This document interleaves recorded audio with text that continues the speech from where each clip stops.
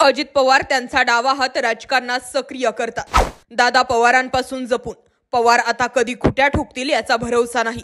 डावा आणि उजवा हात मॅटर करतोच। अजित पवारांचं भविष्य याच दोन हातांवर डिपेंड आहे। पार्थ पवारांच्या राजकारणाचा डी एंड पवारांनीच केला। आता फक्त पवारांनी खुट्या ठोकल्या नाही म्हणजे मिळवलं। नेमकं गडलंय का? बारामती म्हणजे पवार कुटुंबियांचा गड। या पवार कुटुंबियांमधील आणखी एक नवीन चेहरा राजकारणात येतोय। लोकसभा निवडणुकींपूर्वीच हा चेहरा राजकारणात सक्रिय झालाय। यामुळे अजित पवारांना बळ मिळालंय। तर शरद पवारांनी यावेळी काही खेळी करू नये म्हणजे मिळवलं अशी प्रार्थना कदाचित अजित पवार करत असावेत। महाराष्ट्रातील राजकारणात बारामतीच्या पवार कुटुंबियांचं वर्चस्व आहे। पवार कुटुंबियांमधून शरद पवार राजकारणात आले, त्यानंतर अजित पवार, सुप्रिया सुळे, रोहित पवार, पार्थ पवार यांनीही राजकारण हे क्षेत्रच निवडलं। शरद पवार आणि अजित पवार यांचा करिश्मा संपूर्ण महाराष्ट्रात आहे। राष्ट्रवादी काँग्रेसमधून फुटीनंतर शरद पवार आणि अजित पवार वेगवेगळे झाले, परंतु दोन्ही नेते एकमेकांविरोधात राजकीय मैदानावर ठाण मांडून आहेत। आता पवार कुटुंबातील आणखी एक चेहरा राजकारणात येतो, जय पवार। जय पवार यांना राजकारणात येण्यासाठी ग्रीन सिग्नल मिळाला। कदाचित आज घडीला जर अजित पवार शरद पवारांपासून वेगळे आहेत तर त्यामध्ये कुठेतरी पुत्रप्रेम सुद्धा असावं। ज्या अर्थानं पार्थ पवार यांचं राजकीय करिअर शरद पवारांमुळे संपलं किंवा संपवलं गेलं, तो राग कुठे ना कुठे अजित पवारांच्या मनात आजही होता। आपण पार्थ पवारांच्या मताला किंमत देत नाही। आपण त्याच्या निवडणुकीमागे किंवा तो ज्या मतदारसंघातून निवडणूक लढवणारे त्यासाठी माझा कुठलाही पाठिंबा नाही असं म्हणून शरद पवारांनी पार्थ पवारांची राजकारणात किंमत शून्य केली। आणि ही गोष्ट एक बाप म्हणून अजित पवारांना कधीच सहन होणारी नव्हती। कदाचित त्यावेळी हा विचार शरद पवारांनी केला नसावा, पण कुठे आज जर विचार केला तर अजित पवारांच्या मनात ही सगळ्यात मोठी सल असलीच पाहिजे किंवा असायला हवी अशी ही एका बाजूने चर्चा होती।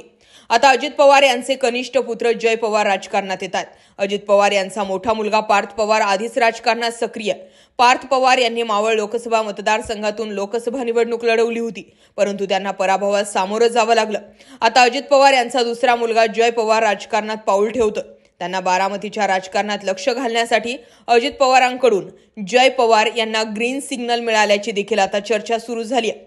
अजित पवार यांच्या बंडानंतर त्यांनी राज्यभरात पक्षवाढीसाठी प्रयत्न सुरू केले आणि त्यामुळेच यामध्ये जय पवार सक्रिय दिसले। बारामतीच्या राजकारणात लक्ष घालण्यासाठी जय पवार सक्रिय होतात। गुरुवारी एक दिवसात बारामतीत 11 राष्ट्रवादी युवा शाखांचं उद्घाटन त्यांनी केलं। यापूर्वी कधीही ते राजकीय व्यासपीठावर आले नव्हते। गुरुवारी केलेल्या दौऱ्याच्या माध्यमातून लोकसभा निवडणुकीसाठी पक्ष संघटन मजबूत करायला जय पवार यांनीही सुरुवात केली आहे। यामुळे शरद पवार, सुप्रिया सुळे, रोहित पवार यांच्याशी सामना करण्यासाठी अजित पवार यांना आणखी एक गडी मिळाला। बारामती म्हणजे पवार कुटुंबियांचा गड आहे आणि आता याच कुटुंबातील आणखी एक चेहरा राजकारणात येतोय। लोकसभा निवडणुकीपूर्वी जय पवार राजकारणात सक्रिय झालेत।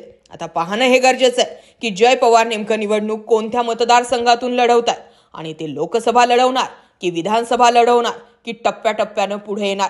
रोहित पवारांनी डायरेक्ट कळसावर पाय ठेवला नव्हता, आधी पायऱ्या चढल्या होत्या, परंतु अजित पवार स्वतःच्या आत्मविश्वासाच्या बळावरती त्यांच्या मुलांना थेट कळसावर पाय ठेवण्यासाठी सांगतात आणि त्यामुळेच दोघंही जे आहेत ते कोलमडण्याची शक्यता असो।